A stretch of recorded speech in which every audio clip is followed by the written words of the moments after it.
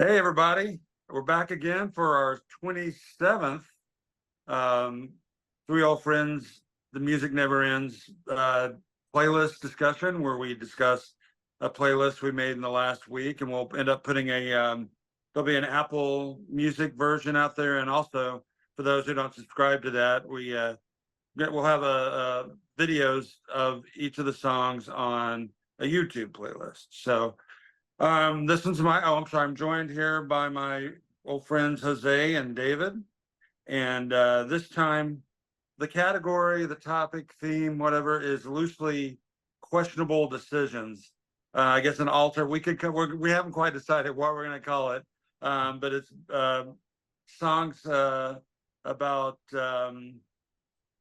idiots, philanderers, murderers, victims of fortune, whatever.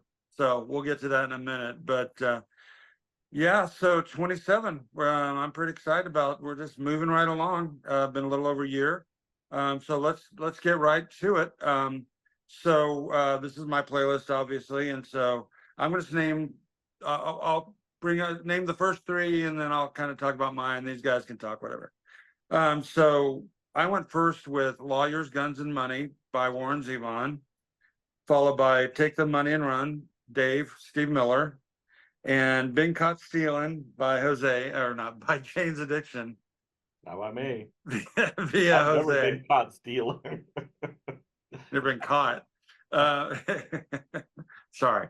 So yeah, I'll go into mine. "Lawyers, Guns, and Money." We've had a few Warren Zevon songs on here now, and I'm a big fan. Even though in life he was talk about questionable judgment. He did a whole lot of things, and some of his music reflects his personal experience.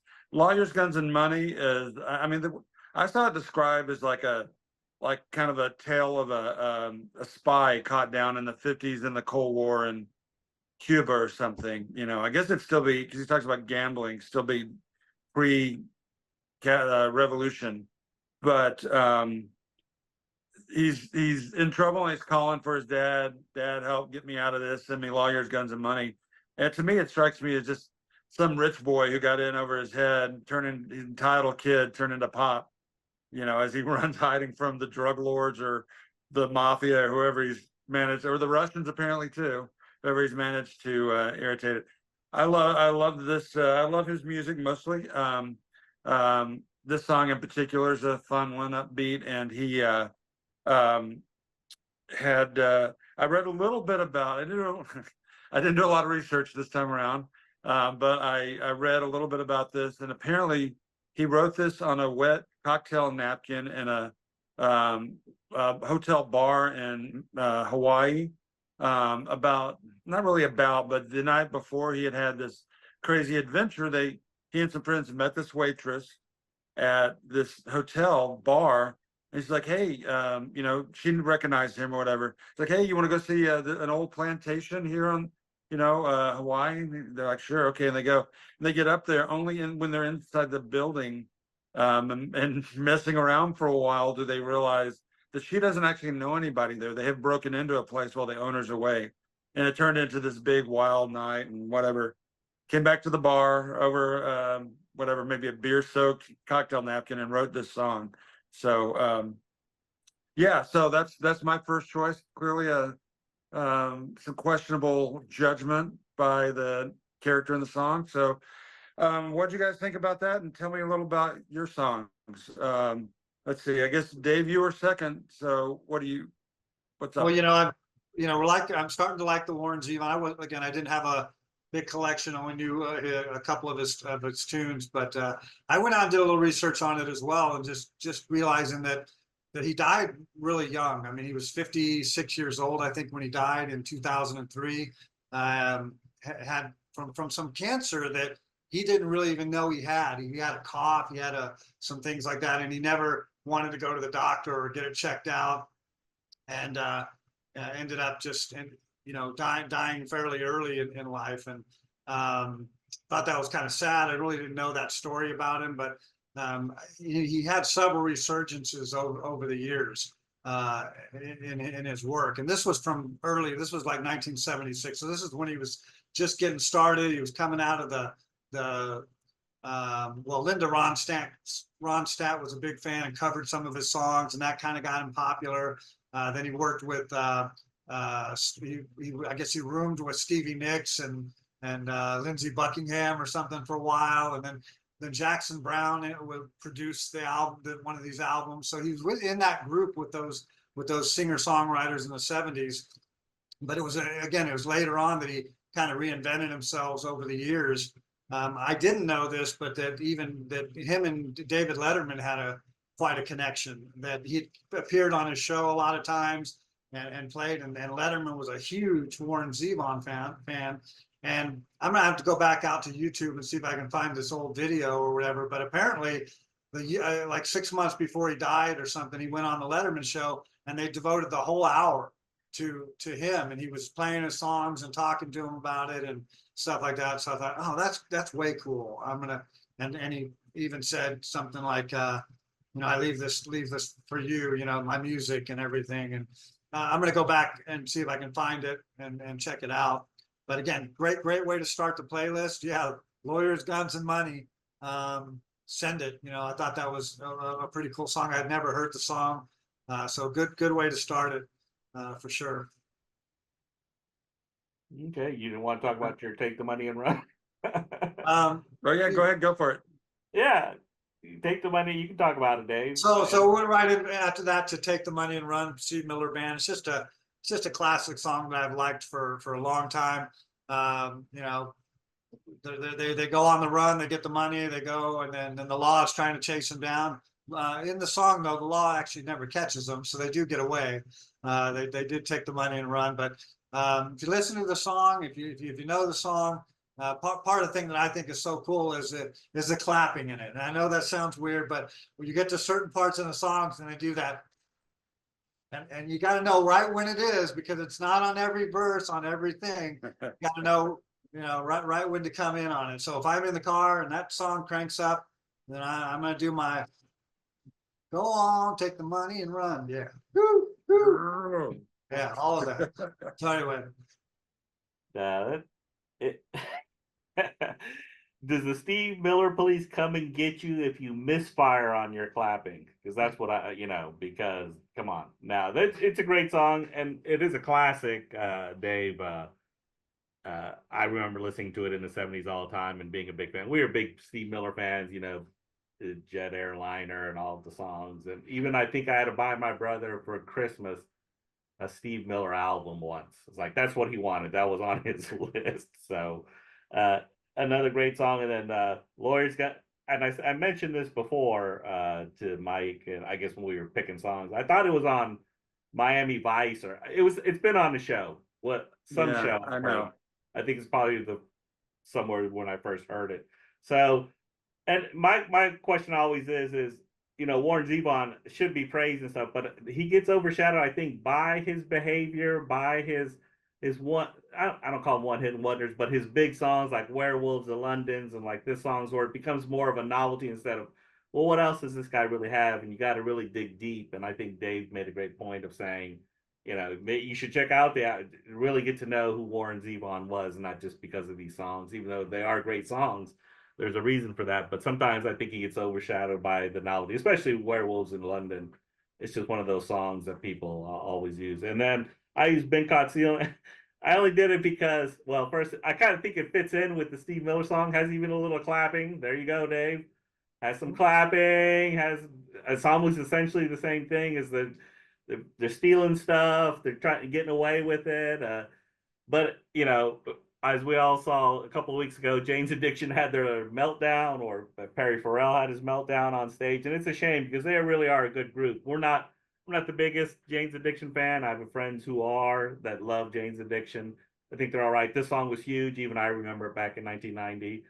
But yeah, that's one of the reasons why I put on. But I think those three songs all kind of went together in a fun sort of way. They're all kind of fun-loving sort of way. Not fun-loving in the sort that you should be stealing and getting yourself into predicaments. But yeah, I thought they all went well.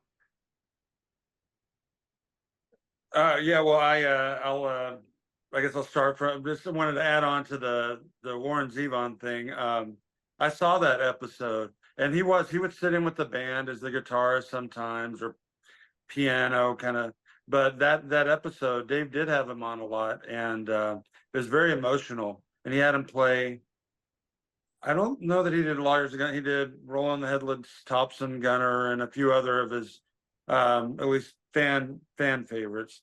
And one thing that came from that, Dave asked Letterman, excuse me, we're not on first name basis. He asked him, well, I mean, do you have any advice for anybody from where you're sitting? And he said, enjoy every sandwich, which, you know, is kind of more profound, I think, than it sounds on the surface. I mean, it's, yeah, you know, you never know with life. Even the most mediocre things mean a whole lot when you're not getting many more opportunities to do it. Enjoy it now. So anyway, that enjoy every sandwich is taking on a life of its own. I see it pop up every now and again. Steve Miller, Take the Money and Run. I know that song well. I would say about the clapping. The thing is, where it's really bad is if you're with other people and then you're showing off and you clap in the wrong place. You're gonna catch hell for it. You're gonna look like a doofus. And I speak from experience. So I never hesitate to be honest about that sort of thing. I did it right when we were playing the songs. I don't know if you heard, but I was doing the clapping. But yeah, that's a good one. And then Jane's Addiction and Been Caught Stealing. Okay, I will say, start out with, I love that song. It's my favorite Jane's Addiction song. In fact, it's probably the only one I really like, but it's just something about it. It's just even though it's about petty theft, unless you're sticking something valuable under your shirt. It's just the beat, the hand clapping on that too. The barking dog. Did you guys? I looked up the story behind that. Do you know how that happened? Oh yeah. Apparently, it was a shelter dog that he had adopted and brought it into the studio, and it barked, and they didn't realize because, like I said, headphones on. They listened back to it, like, oh, that's a keeper. Let's just keep that dog on there. That was his story, Perry Fellows. So. I was never really into them when they came out. I tell about this all the time. I worked at Mother's Cafe in the kitchen, so all kinds of the grunge stuff all came in, and people played it and played it to death. And this is one that there were a couple people there that played it and played it and played it, and I like this song. And some of theirs, I'm like, okay, whatever. Jane says, whatever. But I had this bad habit, and of mocking music, like when people are playing it, even something I like the Beatles, changing the lyrics or something when I'm singing along to it. And I used to kind of sing along with some of their stuff, kind of in a mocking voice now and again. One time I did off that record, there's a song, and I'm doing that, and the guy goes, whose CD it was, goes, that's about somebody dying of a drug overdose. Do you think that's funny? It's like that kind of shut that down. I'm like, okay, sorry, but it's a good song. Well, full disclosure on the Jane's Addiction, I have no clue about Jane's Addiction. I don't know why. I don't know who they are. I don't know what their music is. I feel like I'm out of touch. I know it's it's mid 80s and into the 90s or whatever, but never really got into them. I liked the song. It was really cool, So I looked up a little bit online just to see who are these guys, and everything. And I did recognize a couple of the names, Dave Navarro. I recognize that name. And they said that they really come from a lot of different backgrounds to fuse the sound that they came up with to be that different. And then they really had an influence on a lot of bands after them as well. But they said they all had, and it's interesting, I like this, because they said, we all have different record collections, like we do too, right? We all have different record collections. And he said, the one common thing was Pink Floyd, Led Zeppelin, and Rolling Stones. And he said, beyond that, we were all different. We all had different tastes and everything. So interesting that they came together and formed and again, have a very unique sound of what they have, what they do. But again, was never into them, never really knew much about them. So I guess I'll have to start listening to more Jane's Addiction. Four No. notes for Pyro. I do know that Janie's got a gun, and there's a last dance with Yeah. Mary Jane, but I don't know about Jane's addiction, who she is, or why she has an addiction. Uh, Anyway, Well, It's a I'll good leave song, that though. for, I'll leave that for our 1 or 2 person audience to ponder. Um, one thing I was gonna add, early on, I forgot to mention is that okay, it's been kind of a stressful week. You don't need to know all about that, but it was like, this was like even though it's about bad decisions and such, it was such a pleasant getaway. You know, I'd be driving between one thing I had to do and another. In the car, I'd be listening to this and like, this is so good. And I was thinking about this when we were the whole playlist.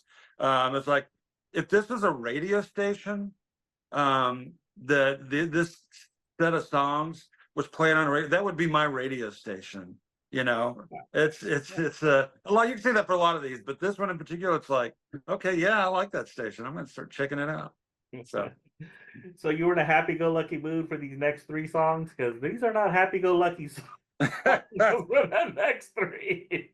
well, okay, yes. You gotta kind of roll with it. I know. And what you even okay, so even, well, I'll just get to it. The first one is Crawling from the Wreckage, by oh my god, Dave Edmunds. I keep wanting to say Nick Lowe.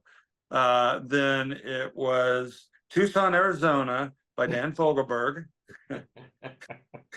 That's a great song. It's just, I was smiling the whole way through that. Hold on. I'm sure you didn't expect this one. That's why it's an unexpected song. Dan Fogelberg? Unexpected. It's like, oh my god, I have to relive this guy's tragic events over and over. No, it is a great. We'll talk about it, but it We'll is a talk great about song. It really is. It captures your attention for sure. And then Jose Pick Robbery, Assault and Battery by Genesis.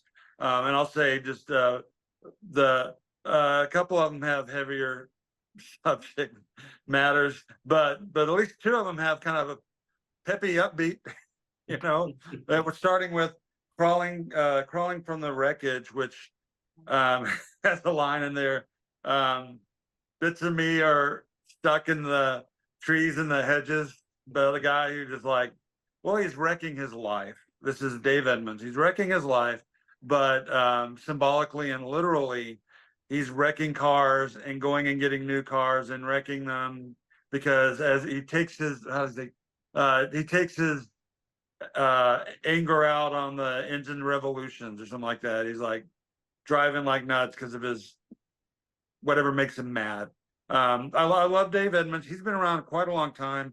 He had it was maybe a cover, but early 70s, he had a couple of hits. But then he went on and he formed, his first album was called Rockpile. But it wasn't, then he went on to form a band called Rockpile. It was kind of a loose band most of its time. Him and Nick Lowe, and I'm gonna forget the other guys' names. But only one album did they go under Rockpile. They would record together under each other's albums and such. So you might have a Nick Lowe song or another Dave Edmunds song. There was the Rockpile people, but they didn't call it that. Anyway, yeah, I'm curious what you guys think about this song. It's kind of, some of it's like lyrics I don't quite understand. I think it's more like English kind of jargony stuff. But clearly he's what's it, if I had you think by now my half a brain would have learned or something like that. So that's yeah, I love it. It's a upbeat song, and there you go. So what do you guys think? Again, I don't have a lot of background with Dave Edmunds. I thought it was a great song. I hadn't heard it, but I like the imagery of it, you know, crawling from the wreckage. Like you said, he's pieces of them are in the trees and in the hedges. And there was one line in there where he says, in walks Bud with his exploding nose. Yeah. What that's about, or if he's a drug reference or something, I'm not sure, but thought that was an interesting line. You know, yeah, I've wondered about that too, and I should have mentioned he didn't write this song. You said who it was the other day. Do you remember?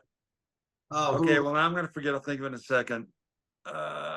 Anyway, another English performer, and he didn't like it. He didn't think it was, he wanted to record himself, so he gave it to Dave Edmunds. Oh, Graham Parsons. I kept wanting to say Graham Nash, Yeah, not Graham Parsons. yeah, Graham Parsons. That's who it Was it was. Graham Parsons? That's who it was, I think. Oh, Okay. I okay. can look it up. Yeah, would you? I Fact think it was checks. See, I'm another not the old who Graham. fact checks. I think it was a Graham, but I don't think. All right. Well, anyway, It sounds like a song he would sing, that's for sure. although he was kind of more slower country. Oh, no, it's not. It's Graham Parker. Oh, Graham Parker. Okay, Thank It's you. not Graham that makes sense. Parsons. That's all. Yeah, I had the Graham right. I mean, Yeah, the Graham Cracker for all we know. I mean, maybe a Graham is what was causing that guy's nose to explode. Who knows? But I'll leave it at that. You can figure that one out. Yeah. So anyway, who's next?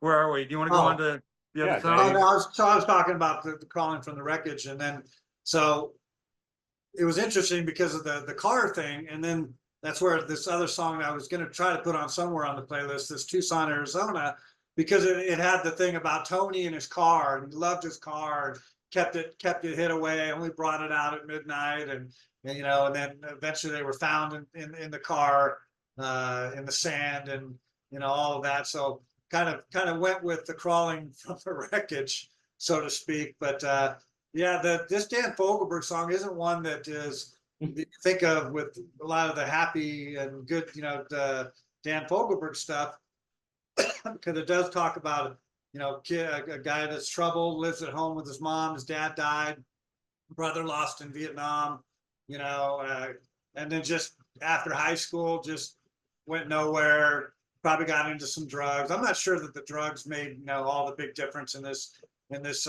story or not. He did say he got some cocaine and did that, but I think he was just kind of a lost soul and messed up after, you know, after all those years, and probably nobody saw it coming. That especially Mary Estelle Hanna, you know, who moved out from Louisiana.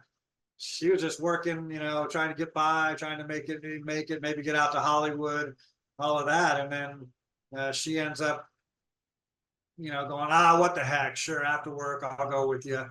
You know, first date kind of thing. That was a bad first date for sure.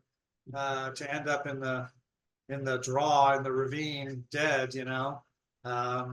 So yeah, just an interesting. But the way he does it with the acoustic guitar and the style of that song, it grabs you, and it's a story. So there is no chorus and verse, right? This is one of those like a Bob Dylan thing too, right?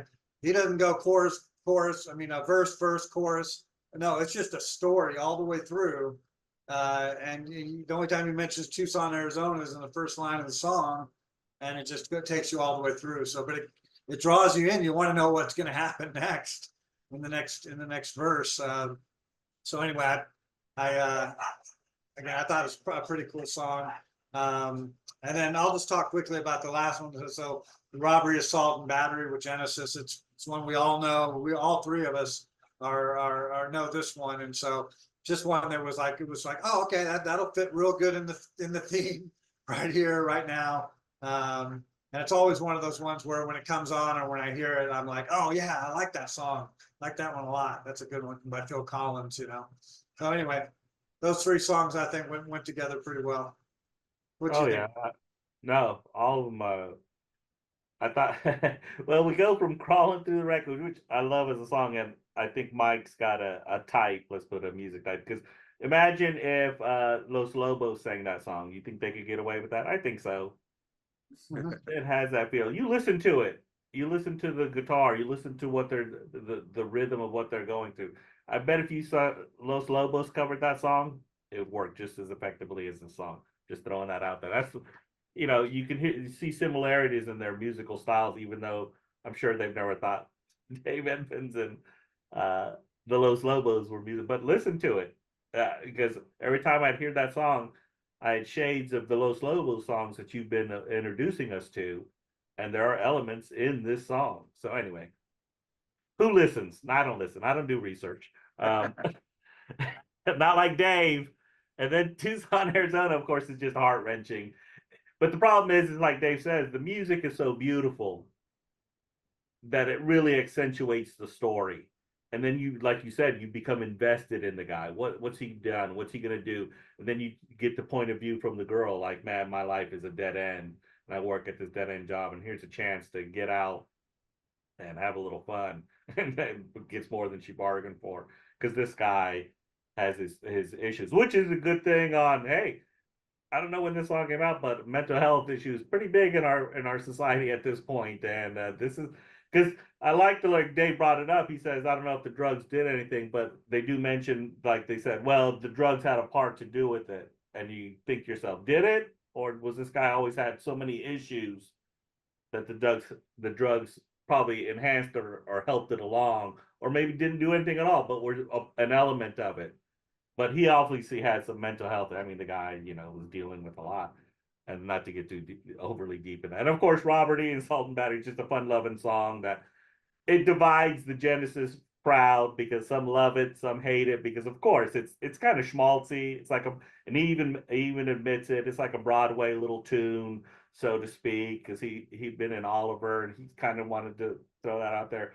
And it does. It's kind of schmaltzy in some of the at the beginning, and all the little accents and all that stuff. But what I love about that song is from the 3 minute mark to the 4 minute mark, it's instrumental. And it has Phil Collins playing. And if you don't think Phil Collins is one of the best drummers in rock and roll, you need to listen to that minute as he interplays with Tony Banks on the keyboards. And that minute from in that middle part of that song is just, I think, is one of the best that Genesis has done. So again, I'm completely biased, and yes, I do listen to Genesis quite a bit. But all those songs, yeah, it was kind of like it's going down. I kind of threw it up a little, but fantastic songs. And I like the fact that Robbery and Salt and Battery has all this flair, just like Tucson, Arizona has all this flair. However, it's using it differently. The music's used differently to convey different feelings. So anyway, there you go. I thought all were fantastic. So and then we get back into the more maudlin portion of our show. I thought just going on these backwards, Robbery, Assault and Battery. That's a song I know well too. A Trick of the Tail. That's right. That's what it's on, right? Yeah. That was I kind of got into the older Genesis backwards. I got Abacab, and then I was like, I like that because of a lot, not so much the Phil Collins voice, but the rhythms. Kind of you're referring to that because they would do like a lot of the prog bands, they would do these kind of unusual rhythms, and they definitely what you're talking about in this song. He does that, particularly in that part. But also you're referring to Tony Banks, and I guess there's some guitar work in there too that all kind of harkens back to earlier stuff with even when Peter Gabriel, the sound of it, the type of whatever keyboard he uses. It sounds like a couple of different ones. Plus, there's a mellotron in there. I don't know how much you guys know about mellotrons, but it was for anybody who doesn't know, just very briefly. It was an instrument. I don't know if the Beatles were the first to use it, but they used it on Strawberry Fields and many other songs. And it went on Moody Blues, King Crimson. You hear it on just like so many songs. It's just basically you put in these little tape loops and you hit a key and it will affect the tape loop, get it going, make that sound, and you can change the tone by changing the speed. And so you can hear that in the background. So I love anything with a mellotron in it. But yeah, that whole that's my favorite part of the song too, that little interlude. But it's a good song. And like after that the next thing I got onto after that record, well, I got Wind and Wuthering, but then after that I got into Lamb Lies Down on Broadway, and then I was off to the races. But yeah, good song, little story, I guess. Phil Collins doing his humor. And then Tucson, Arizona. Okay, so of the song, you guys say this sometimes, but I don't know that I say it that often. Of the songs I don't know on here, this is hands down my favorite on here. It's a story. It's a tragic story. You know, very well written song. There's maracas in it, or whatever, the castanets. I mean, not maracas, castanets, and a little bit of a guitar that almost sounded like a little bit of like a snippet of Santana. But you definitely had that kind of that sound to it. And yeah, it's a little bit of a mystery because they don't really. There's all this backstory and kind of building these characters, and the actual action that happens is like the very end, and you don't get all the details. You kind of like there they drive off, and then they're dead. You know, they don't really tell the story, and that's what Jose was saying about people saying, "Well, could it have been the drugs?" Because he finally got the bartender got her into the car because an offer of, "I've got some cocaine. You get in the car." But and that's just going to what you said, Jose. When I heard that, I was thinking that's like the way people speculate about, he was such a good boy. I never saw this coming. Maybe it was drugs. You know, that's an easy thing to, and there's a reason for that. But you know, who knows? How could a good boy go so bad? Well, they clearly didn't know this kid. He had a very scarred psyche. But I'm not really clear. See, I thought it was a car wreck initially, but the more I listened to it, it's like, did he kill her, dump her in a draw, and then kill himself? It's like, wow. I mean, that's and it's heavy because he doesn't say it. You know, he doesn't say it. He's just like, it's the view from outside. Everybody else, nobody knows what happens in that car. And then I didn't get the part. Also, it's like when they find him in the car with a pistol in his hand, the car is buried up to the windshield in sand. I'm not sure I get what happened there. Maybe you guys have an idea. I don't know, but it's just a really haunting image for a haunting story. I think it's just that he killed himself or something. I don't know that there was any other criminal motive or anything going on with it. I think he just lost it one night. You know, No one noticed for a while. Yeah, she was found right away. That you know, she hadn't been dead very long. The coroner said it. She wasn't dead very long. And 2 weeks later, they found him. You know, and so yeah, I don't. Right, I think no one could find him or anything, and it just probably found him like he killed himself, started getting buried because he's out in the middle of the desert in Tucson, Arizona. You know what occurs to me now that you mentioned that they found her almost right away, which to me implies she didn't probably live very long in that car. You know, she was nearby, and he kept driving for a while. So whatever happened, it was like she got in the car, and yeah. So I love that song. It's very heavy, but it is the arrangement, everything. It's I liked it a lot. So.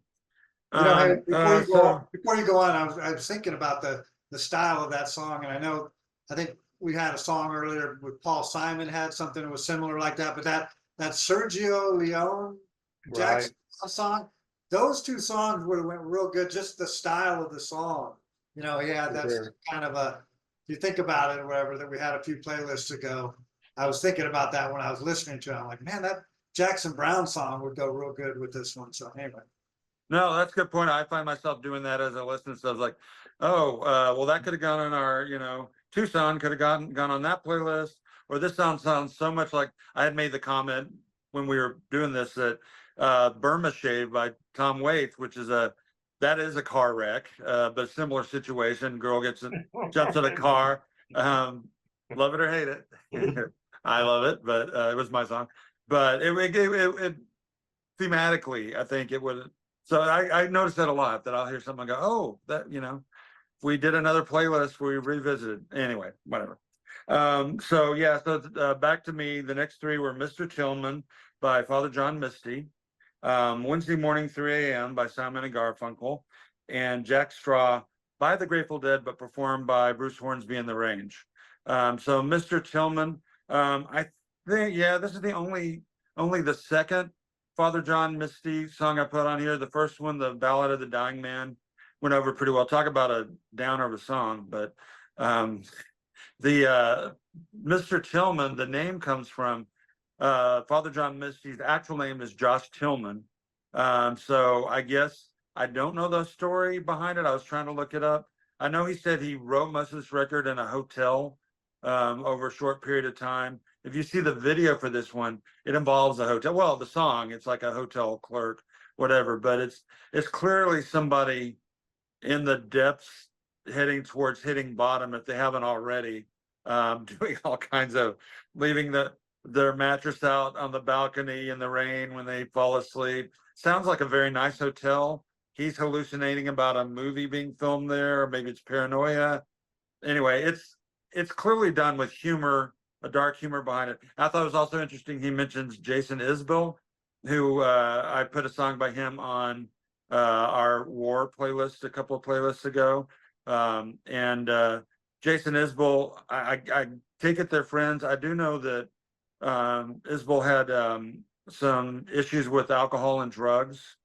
And so if Jason Isbell is concerned about you because you must be having some problems. That's all I can read out of that. I don't know. I'm going to look for an interview one of these days with them to see. But yeah, I like it. Watch the video if you want. It's kind of interesting. And so Dave, you were next with Simon and Garfunkel, and then after that again, Jack Straw. What do you think of all those songs? Well, we tend to do things in threes, and sometimes the themes go together, and sometimes just the music goes together, and sometimes it's neither of those. But I like these three songs in a row. When I was listening to the playlist a few times, I kind of fixated on these three. Again, don't know much about Father John Misty. I like this song. I like the humor in it and how he's trying to the navigate through that whole thing. I liked just like the melody and the tune of it. Again, not much more I could say about it. The Simon and Garfunkel song, I remembered this song, but then when we were researching and looking for songs like this, I came across the lyric of it, and you had mentioned, Mike, and I wasn't thinking about it. He goes, I heard this lyric in another song, and you were right. And when I went back and looked at it, it was like so he uses the same lyric in Wednesday Morning 3 a.m. as he does in Somewhere They Can't Find Me in his next album, but a totally different melody. He doesn't sing it the same way. And I'm not sure that's ever been done. I mean, Paul Simon doing that it was a brilliant thing. Like, but how do you come up with that? I'm going to use the same lyrics, but I'm going to sing it in a totally different song and see if anyone notices or whatever.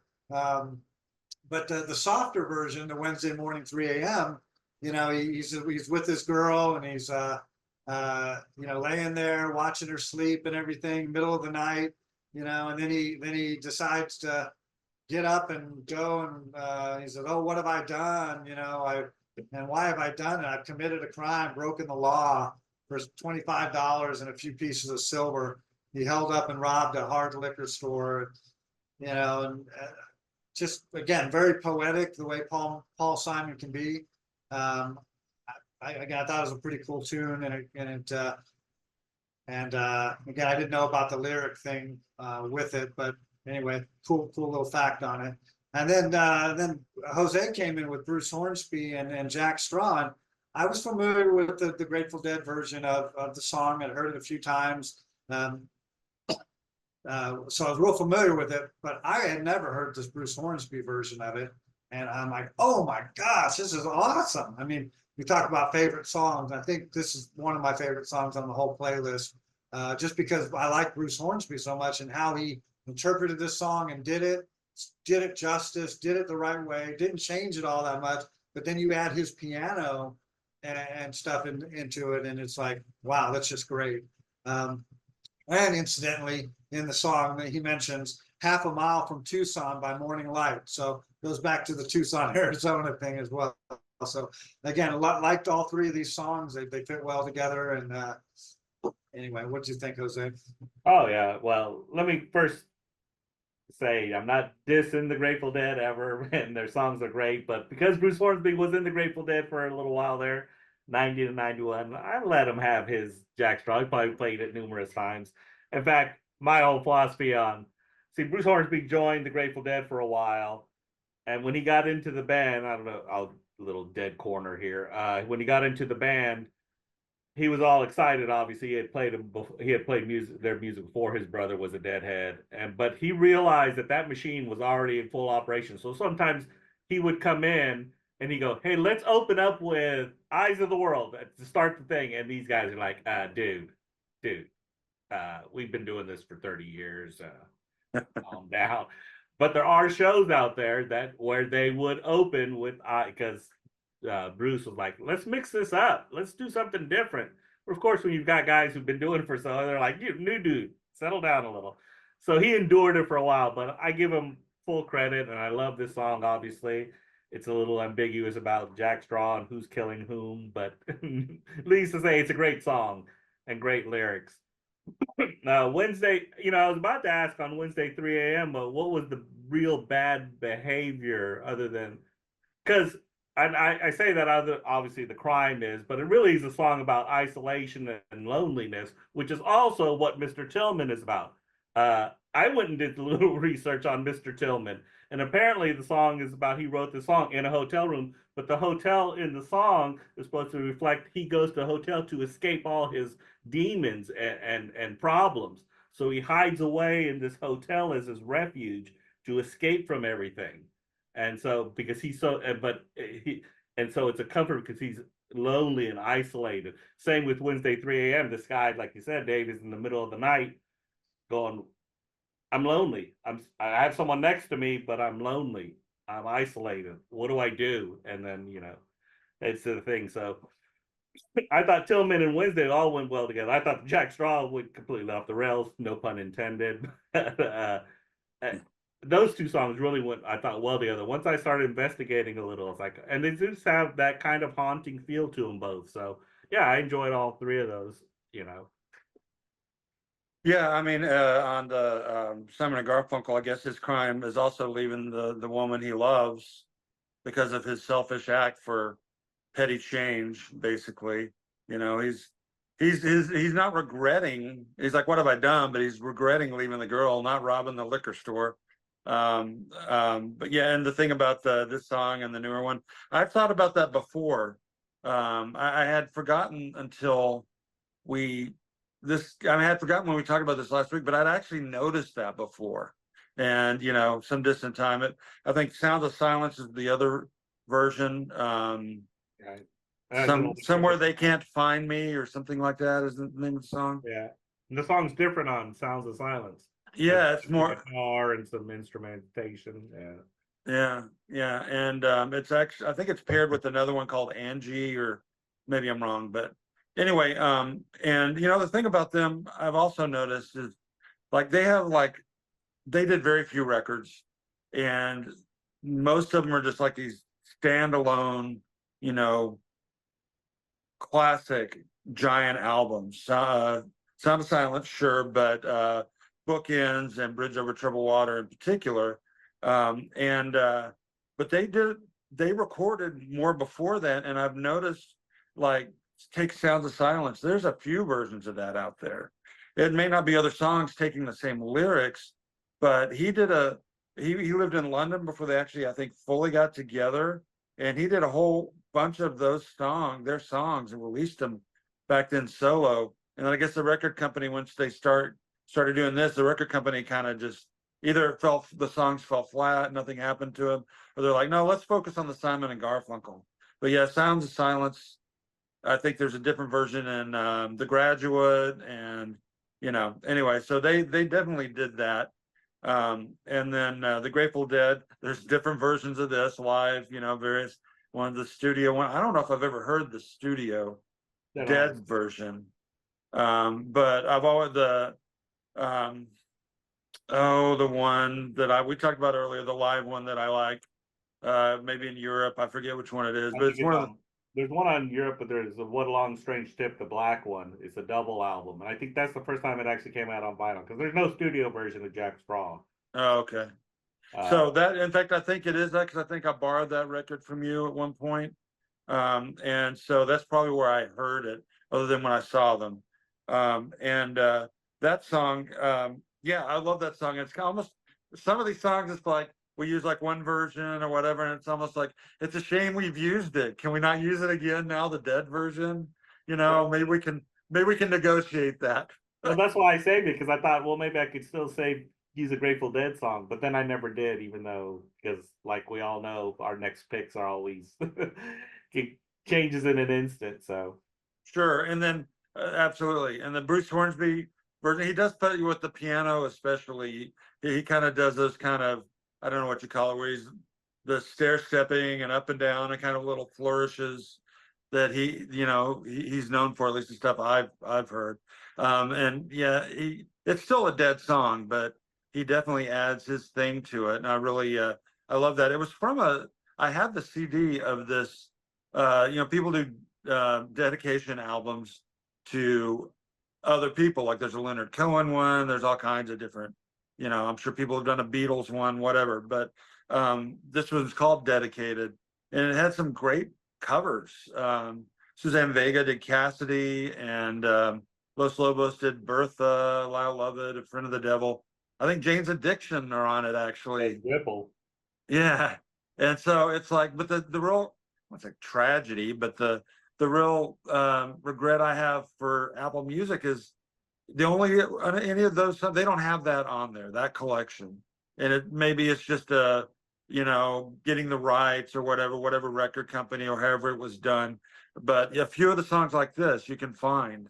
I've really wanted that Suzanne Vega Cassidy. I want to put it on there, but Elvis Costello does Ship of Fools. Anyway, yeah, so it's a great song, and I'm glad you put it on there. I hope we can find more from that set. As far as them going together, I kind of agree with you, Jose, in a way about the first two. But thematically, I think they all go well together. I don't think it goes off the rails.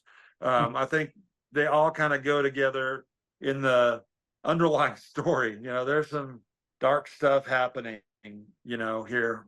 So which, when you have people making questionable judgments or decisions, there's going to be some pretty dark results.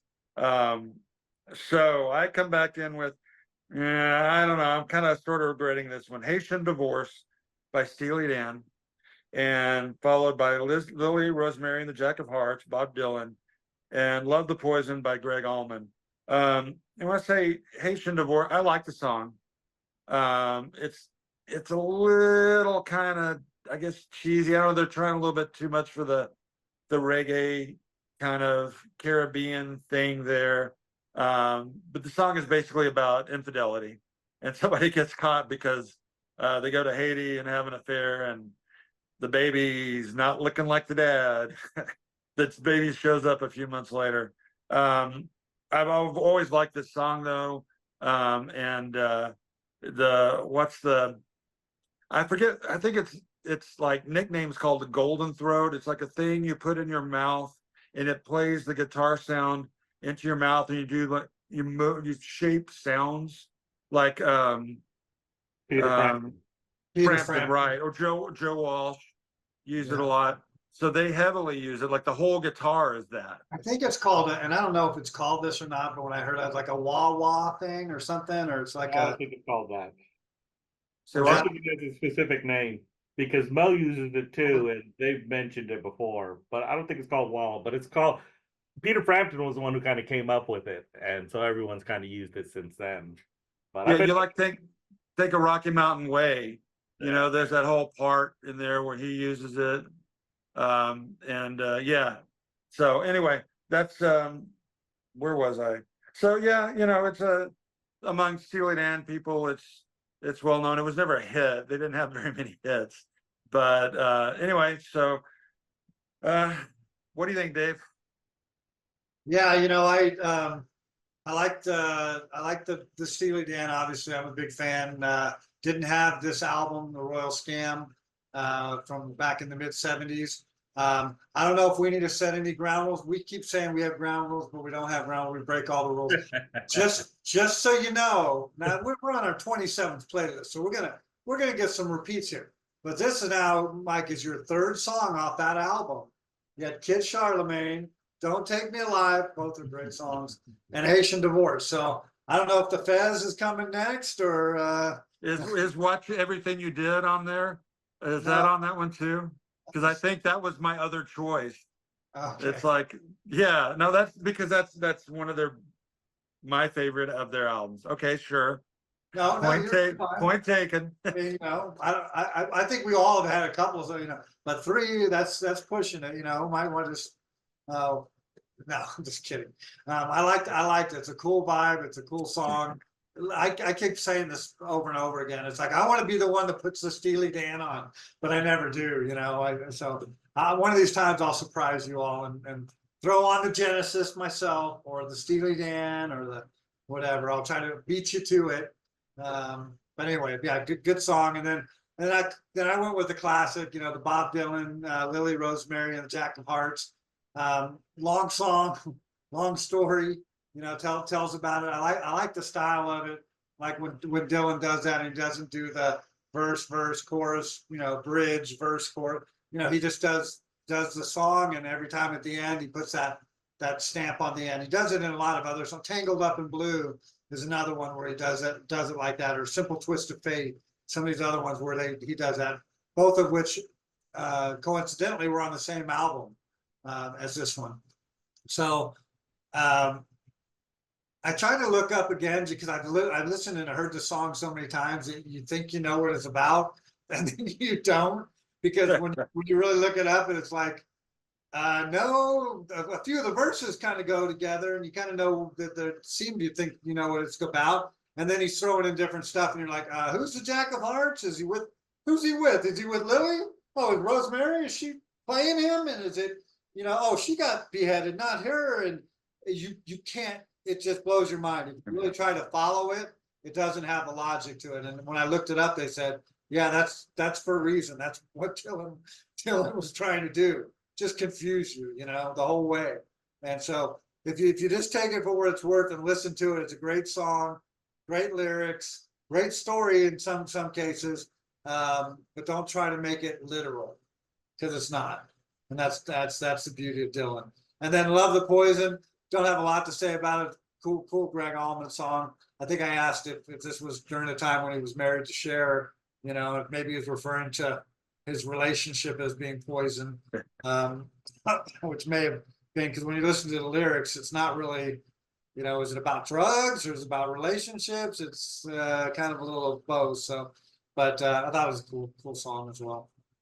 Yeah, I'll talk about it's off his one of his solo albums. I think it was in the '90s, but of course he has a history of being addicted to drugs, addicted to heroin or cocaine, one of the two. But he had a long history with it.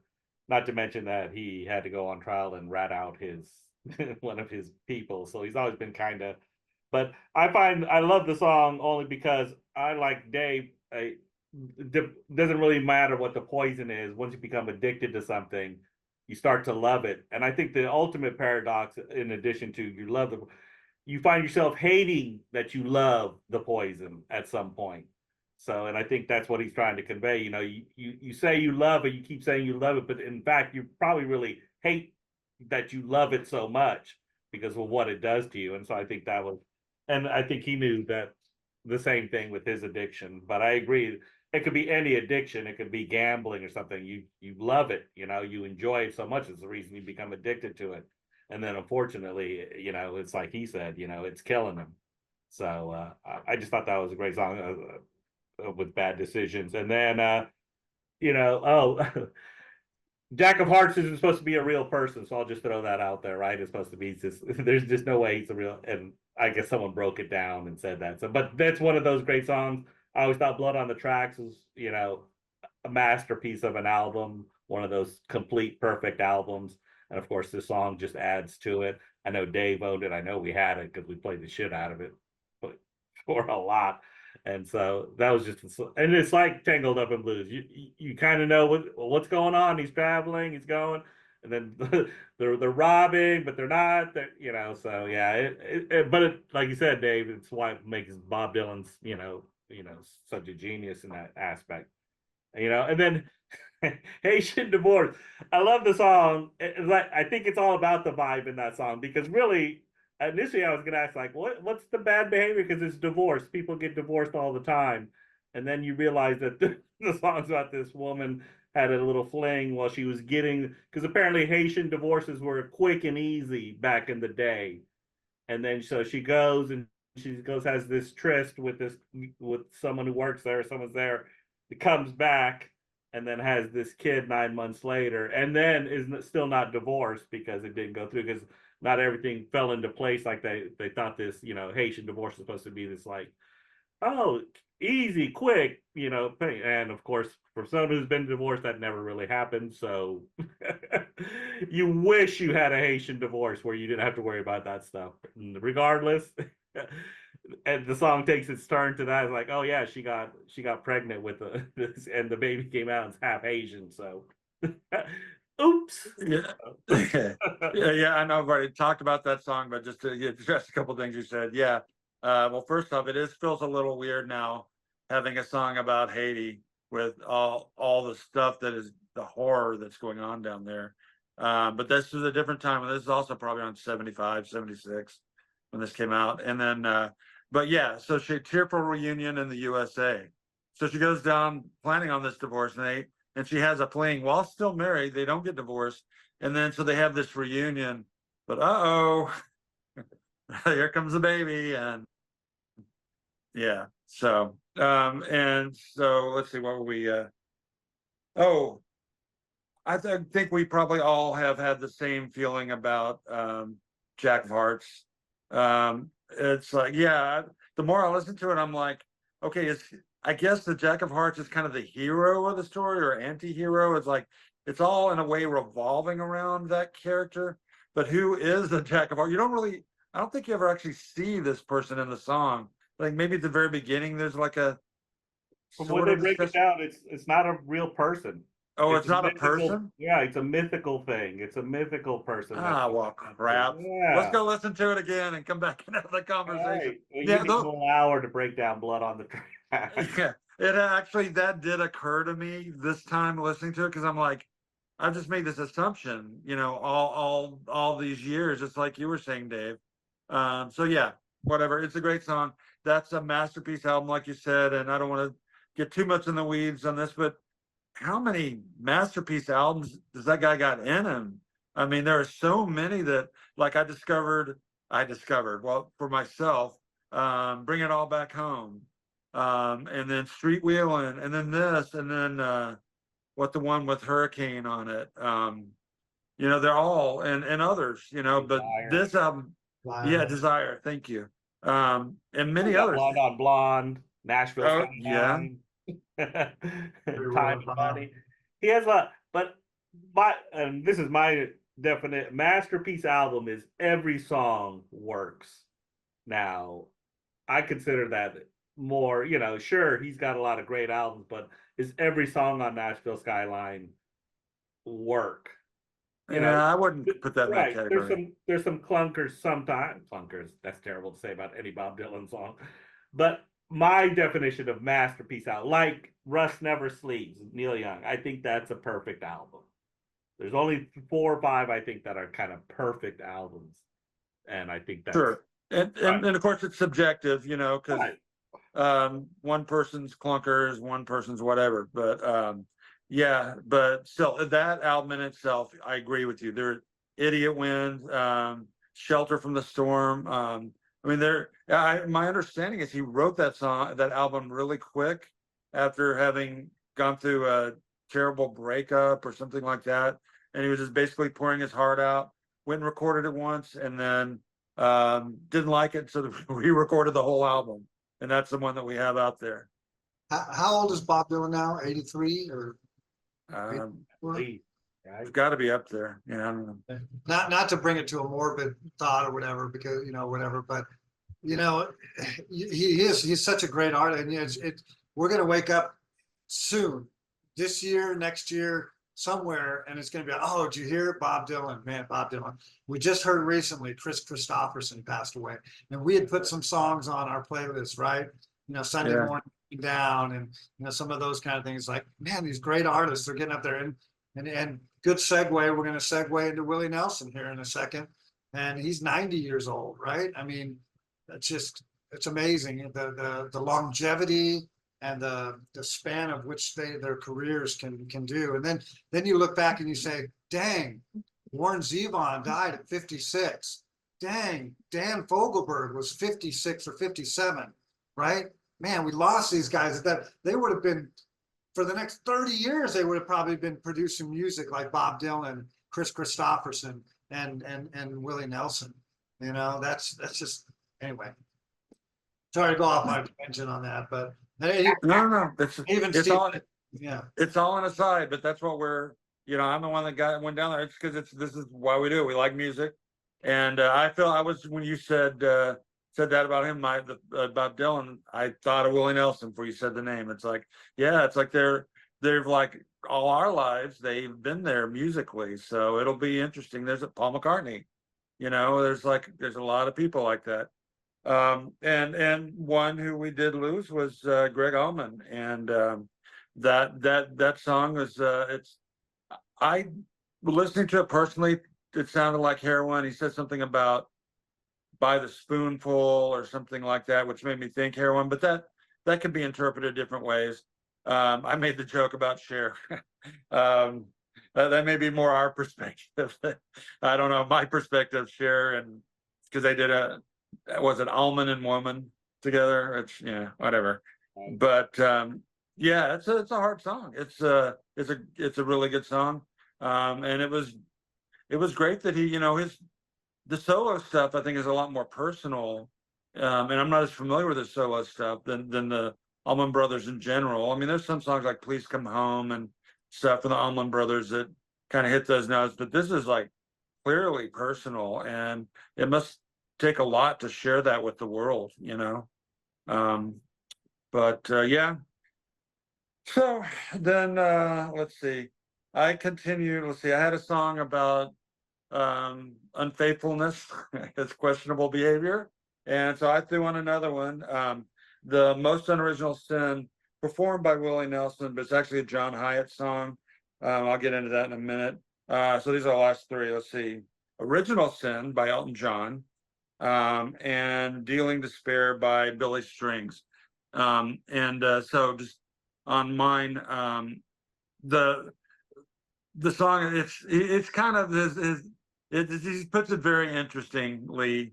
He doesn't actually I don't know if he actually says he's cheated on somebody, but everything he's describing is like the shame of being that person, how easily, not so just right after the chapel, he's the love fell out of marriage, and just like that, it's like once you get started, you do it over and over again, you know. It's like, and as an aside, okay, I'm the only one I think yeah, well, maybe Lily Rosemary, Queen of Hearts, but or King of Hearts. But my songs are clearly about, two of them are clearly about faithfulness, philandering, what have you. Don't read anything into that. They're just songs I like. This one, yeah, so I like it. I had heard the John Hyatt version. I don't know a lot about his music, but I know he's supposed to be a really great songwriter, and I need to explore that more. This version, the thing about Willie Nelson, he, in his own right, as a composer and songwriter, he's done some, you know, I'd argue there's at least one of his records that I'd call a masterpiece. But he's gotten his chops out there, and he's made so many songs for other people and whatever. But then he's done a lot of covers. And this album, I think it's Across the Borderline, something like that. It's mainly covers, and there's other musicians like I think he covers a Bob Dylan song, and in the Homeland, something like that, that Dylan actually sings on with him on this record. He does Graceland of all things. He does Don't Give Up, the Peter Gabriel song, but it's a duet instead of was it Kate Bush? Instead of that, it's Sinead O'Connor. And I think they all work. I mean, you know, heresy maybe to some people covering these songs, but I think he really pulled it off on this record. And I got this record right before I started, or right when I started dating my wife. And I remember driving down for the first time. I was still working at that deli in Dallas, and drove down to Austin, looking forward to first kind of away date with her, just after we started dating. And I had this on the CD player, and so I always kind of link it to even the song, but yeah. So that's kind of where it comes from. I love that record, and this song. It's just interesting the kind of waltz beat, and all this darkness under the surface. Not too deep on the surface. Anyway, what do you think, Dave? This is one of those things where, this song and then the next song, I'm not sure if they necessarily go together. You were talking about the most unoriginal sin and kind of cheating and that kind of thing. The Elton John song was really more about just love in itself. I'm not sure if it was about it was falling to that love and falling, the original sin. I'll have to say that again, I'm not sure that they went together, but there was never going to be a time where you put on the most unoriginal sin, and I have the opportunity to put on the original sin by Elton John. So word wise, it just happened. I just said to myself, this is never going to happen again. Just is the time to put it on. Doesn't matter about the theme. Doesn't matter exactly how it sounds. Just put it on, and then years from now we'll laugh about it. But aren't we laughing now? We are. But I mean, I like the lyrics in both. I like the lyrics in the most unoriginal sin, where he says, "At the wedding we smiled as some devil played wild violin. Soon after the chapel, she offered me that apple. One bite and I was gone with the wind." Right. And then later on he says something about, where was it? Something about being naked, the naked truth, that kind of thing. So it's the whole Adam and Eve, the apple and all of that kind of thing. And so again, I thought it was a clever way to do it. I mean, like you say, now he's drinking and he's going to propose. The next person that's going to come closest to the unoriginal sin, I'm going to be down with it, right? But then the Elton John song isn't really about that. I don't think it's about necessarily cheating. I think it's about just that he fell prey to the original sin, which is, I've got to have this person, right? I've got to have my Eve. I've got to have that. And so, hang on just a second. I'm going to pull up a lyric from it, because when you're talking about Bernie Taupin, again, this wasn't one of his early stuff in the 70s. Well, this was done later. I think it was in the late 80s, early 90s when this song, or no, 2000 or something, when this song came out. But he says, "Oh, it's carnival night and they're stringing the lights around you, hanging paper angels, painting little devils on the roof." So he's got that dichotomy between good and evil, right? And then he goes on to say, I can't eat, I can't sleep. I hunger for you. I look in your face, those eyes, all the sinful pleasures deep inside. I have to have it. And then, so I like those lyrics. But then when he says, so he says, "You're always my original sin." And then he says in the second verse, I don't know how Taupin comes up with these lyrics, but he says, "Up in the balcony, all the Romeos are bleeding for your hand, blowing theater kisses, reciting lines they don't understand."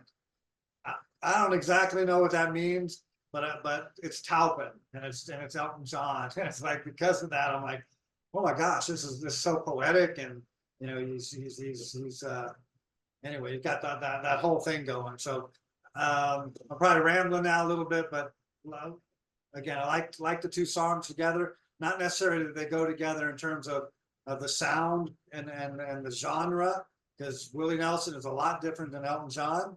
But because of the titles, I had to put the two together. And then Jose ended with the Billy Strings, the Deal in Despair, and the banjo and the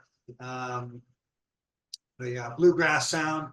Again, it went more with the Willie Nelson song than with the Elton John song.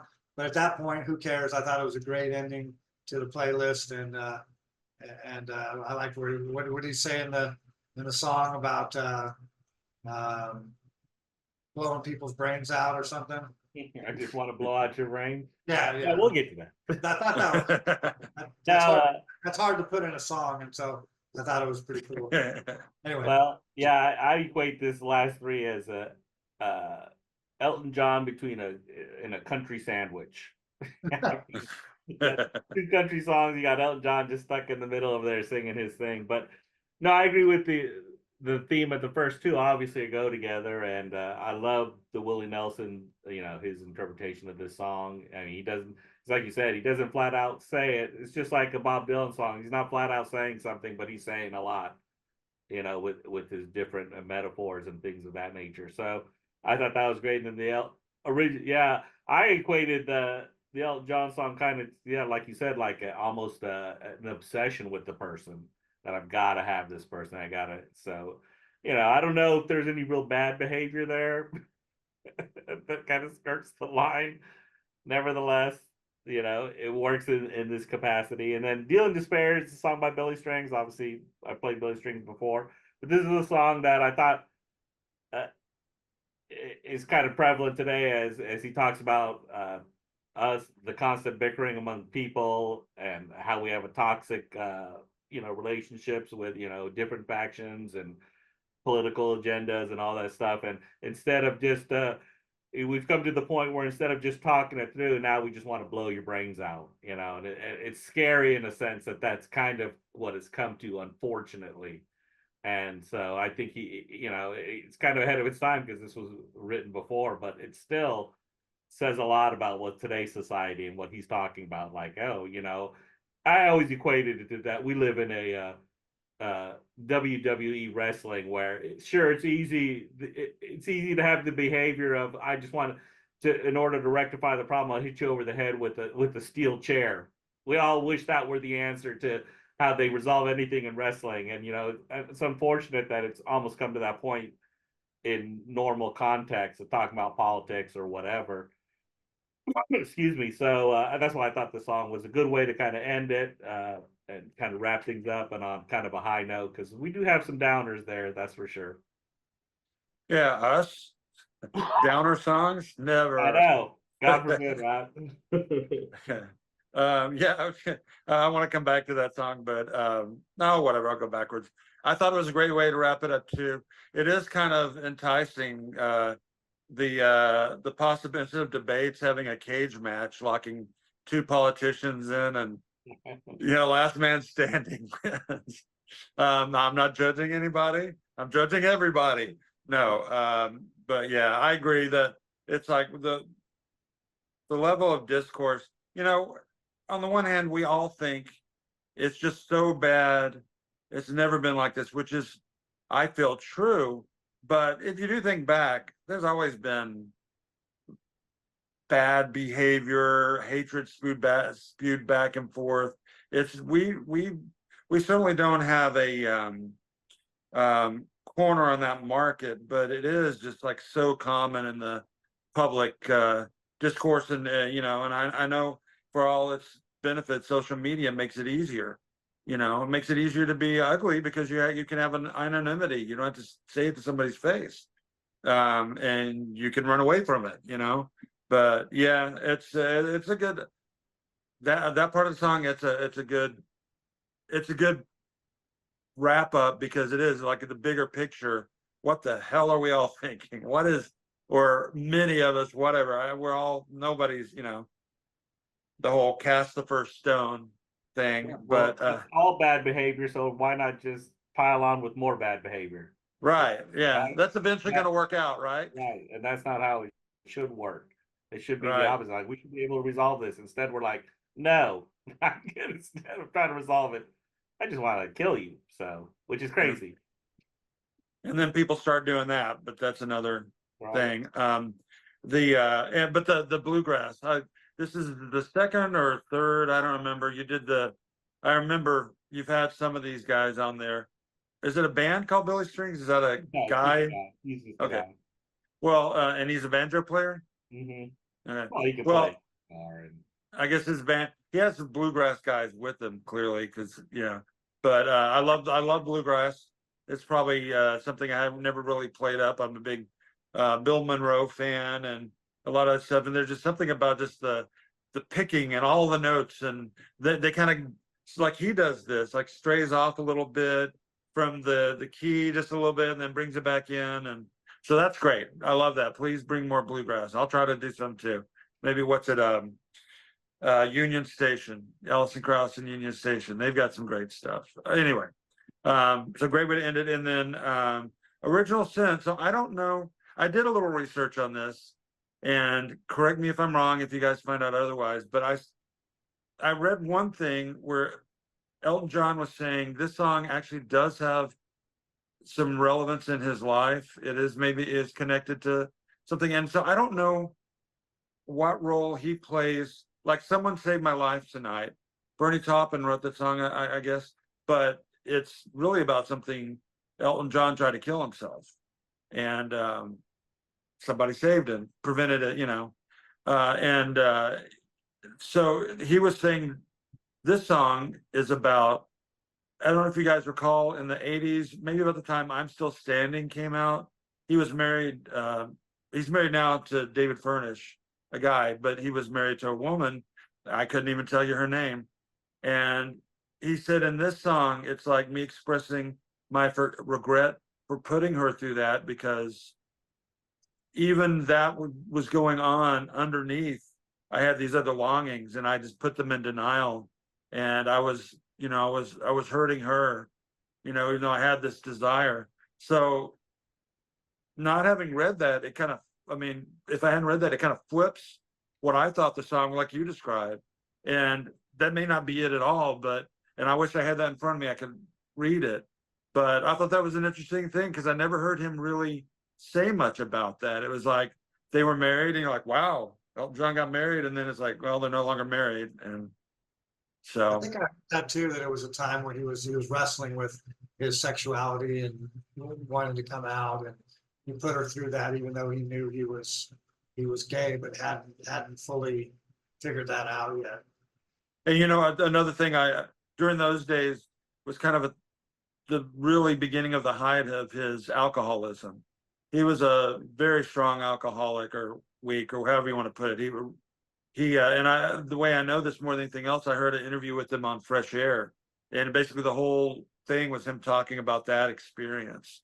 And he was like, there was so much that I did that just came out of that. And when I realized how my life could be without that, it was like suddenly I'm living, But it was, if you ever find it, it's an interesting interview. But he definitely talks about those days where he made a lot of bad choices. Because, so if that's the take on it, that definitely fits in with the theme. So I'm going to choose to think that. But guys, I really like this one. Like I said, if it was a radio station, I'd be looking for some more. But we're getting really good at these, and so there's others that I feel the same way about. So I just want to say thank you. I'm sure we could do another one of these sometimes if we want. There's plenty of scoundrels and idiots out there, and they're going to keep being made in song and whatever literature. So I don't have. Well, were there any other songs you wanted to add? We always kind of do that. If not, it's no big deal. There's always different songs there. Breaking the Law, Judas Priest. I Fought the Law by The Clash. Right. Yeah. There was some other songs out there that there's tons, right? I mean, Yeah. Dead have 5. Leonard Skinner has whole albums about being dead. Yes. I mean, I had 5 or 6. Leonard Skinner didn't use a single one, so it's kind of funny. I was going to use. It's funny you put the Willie Nelson, because I was going to use a version of the Midnight Rider that he covered by the Allman Brothers. It's a done one. So, but yeah, there's always songs out there. Well, put Ricky. Willie had plenty of songs. Right. On the Devil in a Sleeping Bag. One I almost put on was called Reasons to Quit. It was him and Merle Haggard about, the the lows are getting lower than the highs, and you know, just doesn't have the shine for me anymore. And but then there's like, but the reason, forget it. Well, whatever. But anyway, Willie has a number of those kind of songs too. So How there's, about the one, how about the Willie Nelson song you put on a while back called Paul and Me? That had a lot of like getting busted in the airport and. Oh, right. Yeah, I Yeah. remember that Yeah. one. Poncho and That's Yeah. still, yeah. Oh, Yep, that's yep. right. The other on the country and western one. Yeah, man. yeah. No, it's Well- it's fun. I don't know how often you revisit it because, and I will say this: the most impactful song by far on the thing I think is Tucson, Arizona. But when you listen to it, it's just, you know, all the songs are fun to listen to. But of course, when you come to that moment, man, it takes you to a different place. So, other than that, Yeah. You couldn't begin or end with that, because you begin with it and it's just like, whoa, where do we go from there? Great song though it is. And you end with it, it's like, oh man, I'm depressed. I don't want to listen to this again. But right there in the middle is where it needed to be. So well, good job. Oh, go ahead. not I bad. was, I was gonna say good job. And I look forward to doing the next one. I don't know. Can I give a spoiler? Sure, you want to? Spoiler alert, we already know what the next one is. The America's pastime, baseball. Flash Autumn. Autumn, yes, that's true. Although everything I've looked up, so I haven't looked up any autumn songs yet, so I guess I better. But I probably could come up with more. I'm not the biggest sports guy. These guys have much more knowledge of sports, let's say, than I do. So yeah, look behind them on the wall. So I don't know a lot of baseball songs, but I found some that I really like. So we'll see how it, listen and you'll see, folks. So that'll be playlist 28 coming up soon to a YouTube near you. So thanks, everybody. Yep.